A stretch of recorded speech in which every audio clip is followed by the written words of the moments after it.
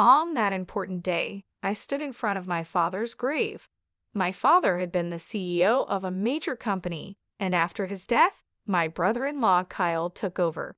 He inherited the company and a huge fortune. In contrast, all I got was an old mini truck. Kyle, flaunting his good fortune, mockingly said, "With this, I've got the company and the entire estate in my grasp.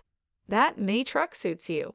But to me, that mini truck was more than just a vehicle. I looked at it fondly, and when I started the engine, I noticed a destination already set on the navigation system. "What's this?" I wondered. With a firm yet gentle grip, I began to drive. My name is Jack Nicholson. I am a 44-year-old tutor. Now, I am standing before a large coffin where my father rests peacefully. My relationship with my father had always been very complicated. He built a construction company from scratch, but I chose a different path. I left home to become a teacher right after university, fulfilling a childhood dream. This decision led to many heated arguments, and for a long time, we barely spoke. But despite our disagreements, I never hated my father. I had my own dreams to follow, and I couldn't give them up to run the family business.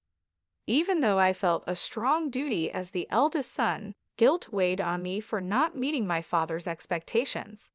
This guilt kept me from visiting my parents' home. My mother relied on my sister, Lauren, to update my father about my life. Lauren and her husband would often send expensive gifts or arrange trips for my father's birthday or their anniversary, pretending they were from me. Each time, Lauren would encourage me, saying, "I wish you and Dad could talk directly. He's just trying to be strong." Deep down, he must be feeling lonely. I often thought about Lauren's words and would just shake my head. But one day, I got the sad news that my father had cancer.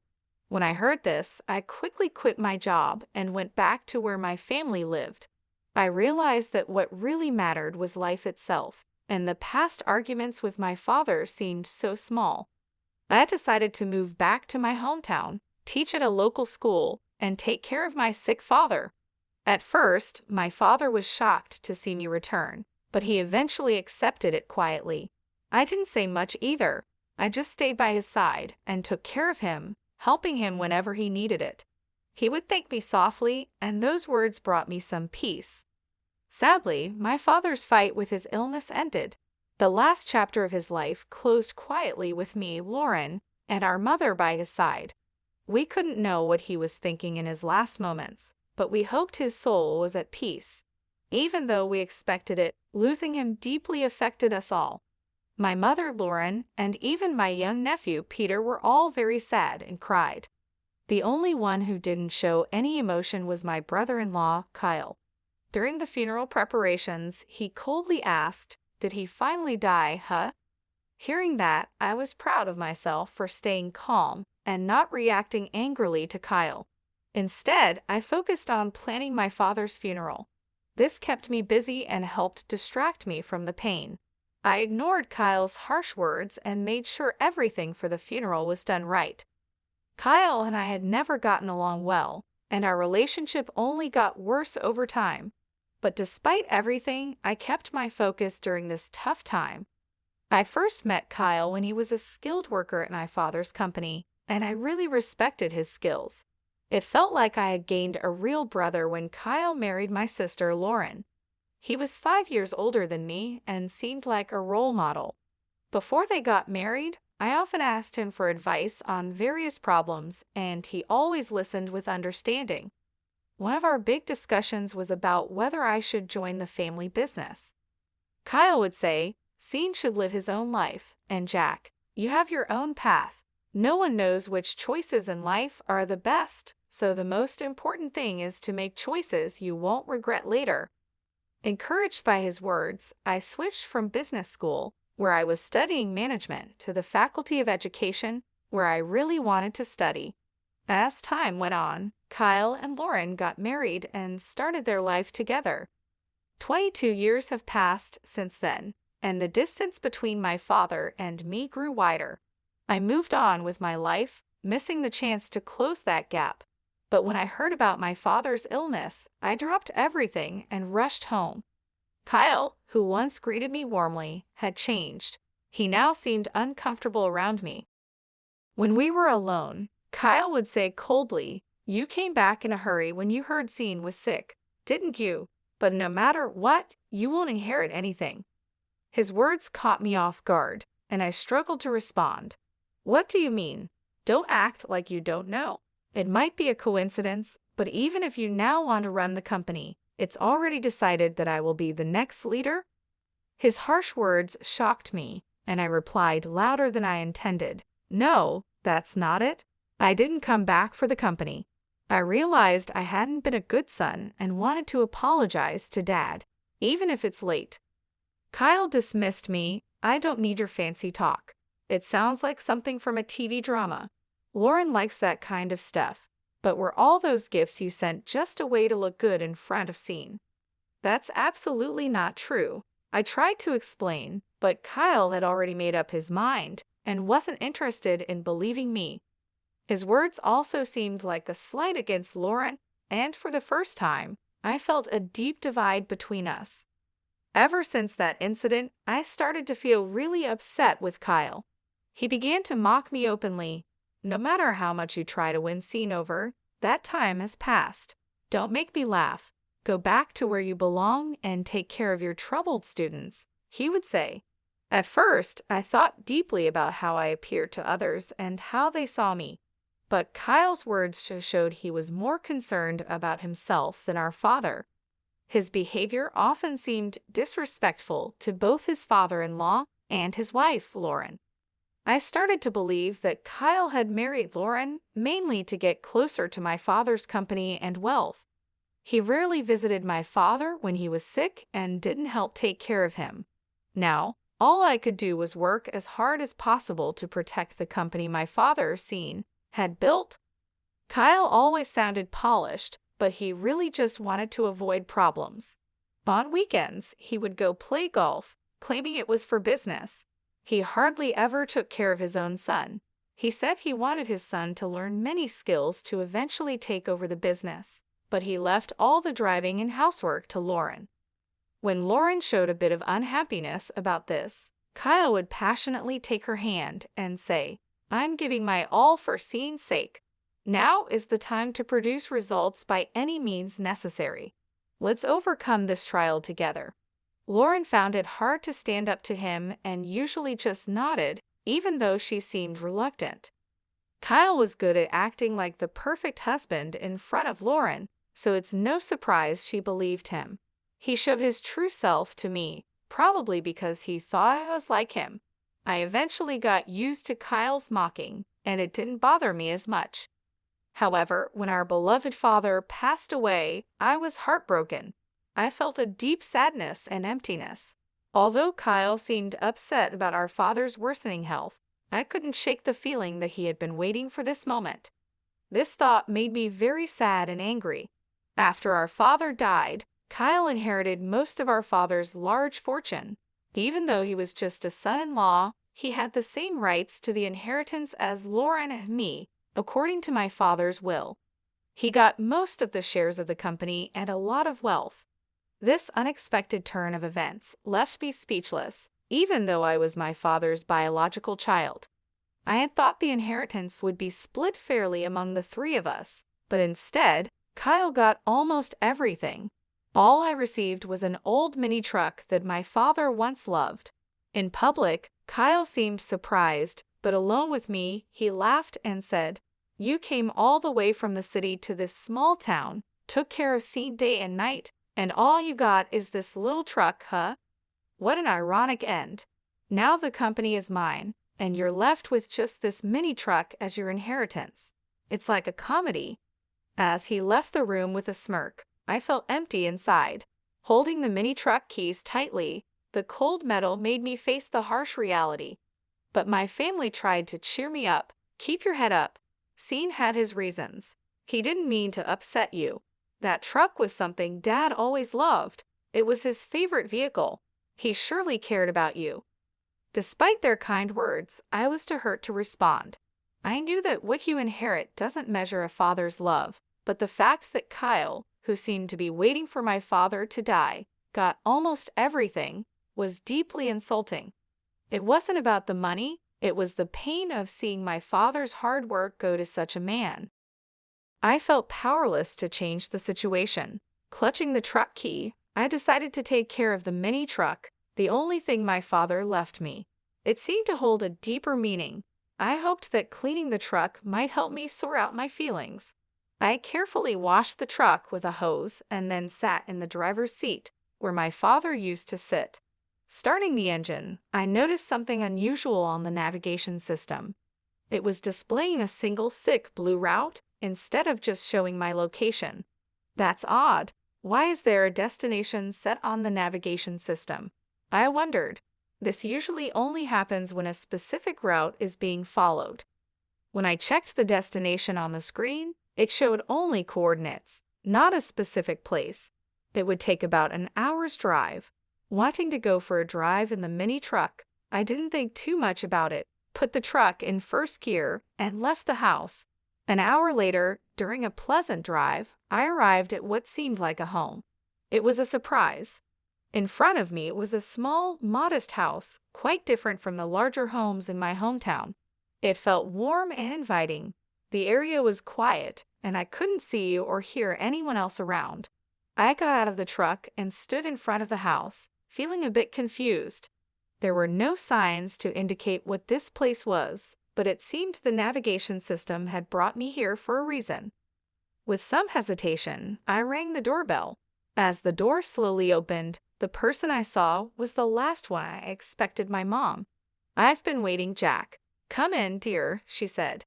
"Why are you here, Mom? And how come this place was set in Dad's navigation system?" I asked. "I will explain everything, but first, come inside and relax," she replied. Following her inside, I found the interior simple yet cozy, with just the essentials. My mom made some tea and started to explain in a calm voice. "Actually, this was your father's secret hideout." A hideout? I was surprised. I've never heard about Dad having a place like this. She explained, "This place is our secret spot. We came here when we needed our own space or when we wanted some peace and quiet. If we ever had a small argument, our rule was to come here to cool off. You didn't know about it, did you?" I was stunned and deep in thought.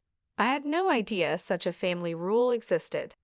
She continued, "And this is something your father wanted you to have." Saying this, she handed me a brown envelope. It was slightly bulging, as if something important was packed inside. I decided to read the letter addressed to me. "Jack, I have caused you a lot of trouble and made you endure unbearable hardships over the years. I am truly sorry from the bottom of my heart." The letter was filled with my father's reflections on his past mistakes and his deep gratitude towards me. He wrote, "Your mother often tells me that it was your choice to leave home, and a son has the right to choose his own path in life. We are both stubborn, but when you came back after I fell ill, it was a wonderful surprise for me, although I couldn't express it well, because I'm not good at showing my feelings. I am deeply grateful to you for supporting and taking care of the family." This was the first time I heard such heartfelt words from my father, and it made me very emotional. The letter also mentioned Kyle. To tell the truth, my distrust towards Kyle grew over time. He's good with words and makes people feel comfortable, but I could see his true nature. I suspected his sneaky behavior around the house was his way of trying to claim ownership. I was too tired from work and taking care of you all to notice his cunning actions, but now, knowing Kyle as I do, I believe these suspicions were correct. The letter continued, "I have no intention of giving the company to you, but if something unexpected happens, I have left a significant amount of money with your mother. This is to ensure that you and Lauren will not be in need. Please accept it." After finishing the letter, I looked up at my mother. She said nothing but looked at the brown envelope. I hesitantly reached for it and checked its contents, confirming everything was in my mother's name. She began to speak firmly. "If I transfer the accounts to you and Lauren's names, it would be considered a gift under tax laws. If it's mentioned in the will, Kyle might try to take it. Your father gave this money to me secretly while he was still alive to avoid Kyle's interference. Now, I want to give it to you and Lauren as a living gift." She explained this to me, but I was still trying to understand the full impact. The amount written in the account book she showed me was huge, unlike anything I could have imagined. I had never seen so much money before. It meant a lot to me that my dad had left this for me, not because of the amount, but because it showed he really cared about me, not just Kyle, who was seen as his successor. This touched me deeply. We didn't often share deep emotional words, but I knew he always cared deeply for us. "I want everything I entrusted to your mother to be passed on to you as a thank you for all the gifts you've given me, and for that, I am truly grateful," he wrote. Before I knew it, tears were streaming down my face. I couldn't hold back my emotions. For a long time, I felt that my father never really understood me, but I was completely wrong. He always understood and valued me. That's probably why he trusted me with that old mini truck, knowing I would value it and use it well. "Mom, I really wish I could have done more for Dad," I said, feeling deep regret. But my mother comforted me with a gentle smile. She seemed to understand the regret I felt, saying, "It's natural to think you could have done more when mourning a parent. But you brought your father great joy and gave him so much love. You were his greatest pride." Hearing her words made me cry again. They also inspired me to make a firm decision. I wouldn't let the company my father built fall into the hands of someone like Kyle, who had wished for his death. I had decided to quietly resist and make a careful plan without letting Kyle know I had acquired a significant fortune. The first step was to contact the corporate executives my father had trusted to build a foundation for their support. They agreed to help, supporting my desire to carry on my father's legacy. Their reactions made it clear that my father had never spoken poorly of me. Meanwhile, my mother and sister acted soothingly during the will reading, keeping Kyle's attention off me. They continued to act the same way in front of Kyle, which made him think he had succeeded and look down on me with arrogance. Hey, do you, abandoned by your father and left a poor man, still intend to stay in this house?" he taunted. "I'm the new president now. Admit your defeat and go back home." Kyle would say these words dismissively, waving his hand as if he was shooing away a small fly. Since becoming CEO, Kyle's arrogant attitude created a tense atmosphere in the company. Despite his high position, he ignored his duties and became rude to his staff.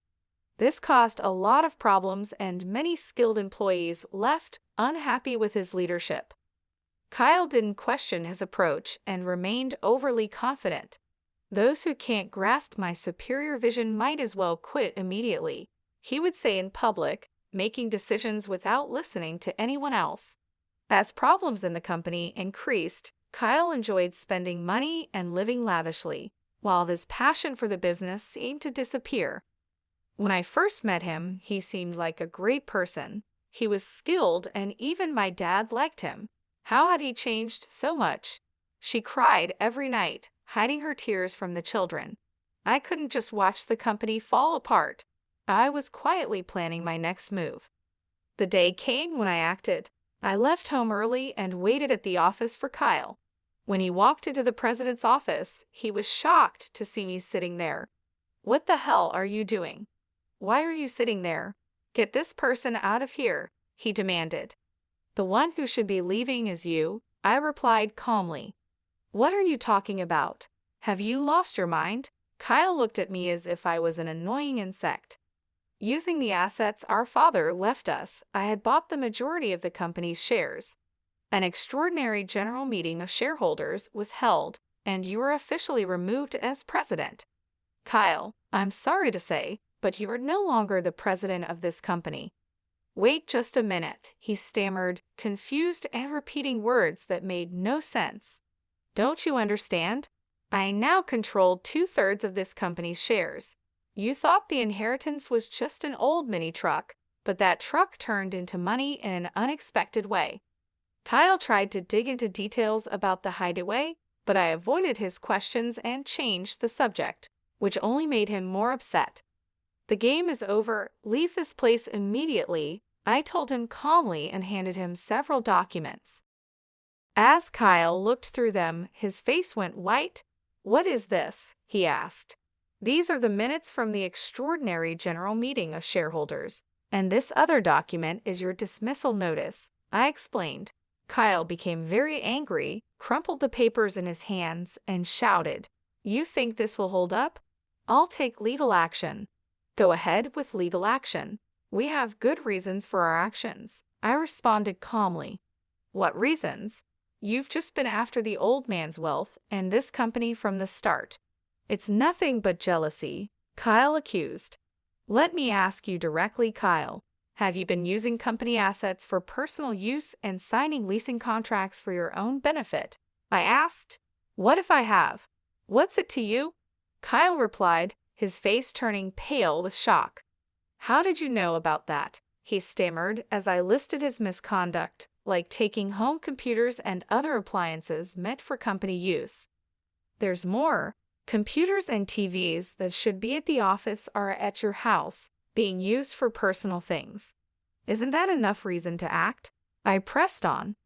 Struggling to respond, Kyle frantically tried to defend himself. "Why? How do you know about that?" he asked, his lips trembling.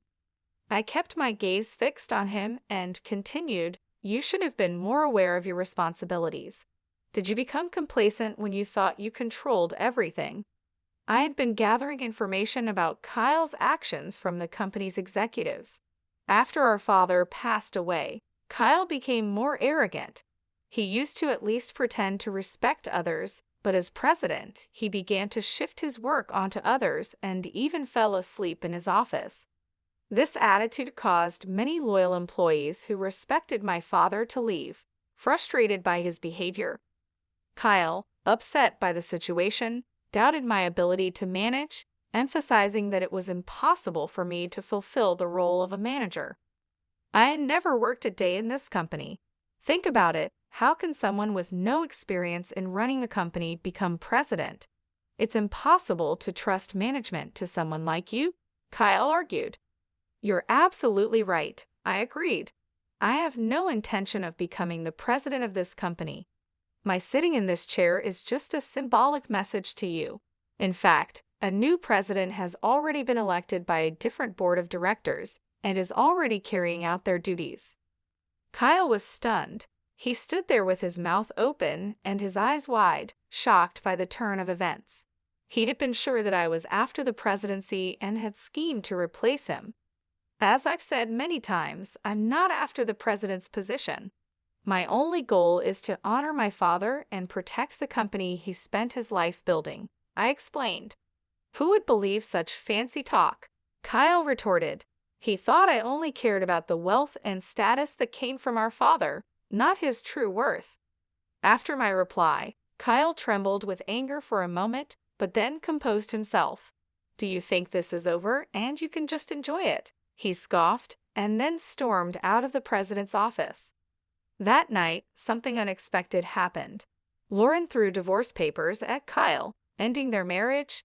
This was a result of his misconduct at the company and his eventual firing. The new president was chosen from among the directors who respected my father and were determined to protect what he built. I felt the company should be led by someone who would continue my father's legacy, a sentiment my mother and sister supported. As I coordinated Kyle's dismissal with the lawyers, Lauren was preparing for the divorce. On the day she mentioned divorce, her hurt voice filled the house with a heavy atmosphere. "Why do you turn away from me now? Is it because I've lost the title of president and you've lost interest in me?" Kyle asked. Maintaining her calm but firm, Lauren replied, "There's no point in talking about betrayal. You were the one who betrayed our relationship from the start. Your love was not for me but for the title of the president's daughter. You neglected our home, didn't help raise our children, showed no respect to our sick father, and in the end, you tried to take everything from our father for yourself. Now it's time for you to face the consequences." Kyle had no response to Lauren's words.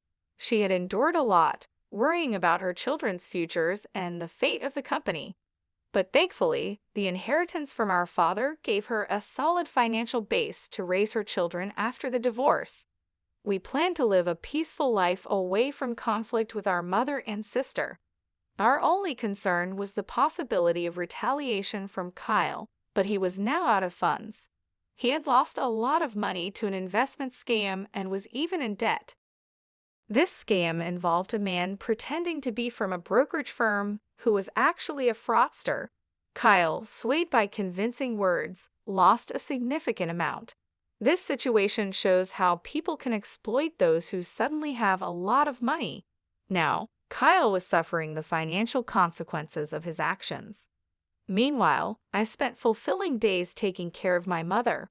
I enjoyed a peaceful, comfortable life, continuing my work at the tutoring school.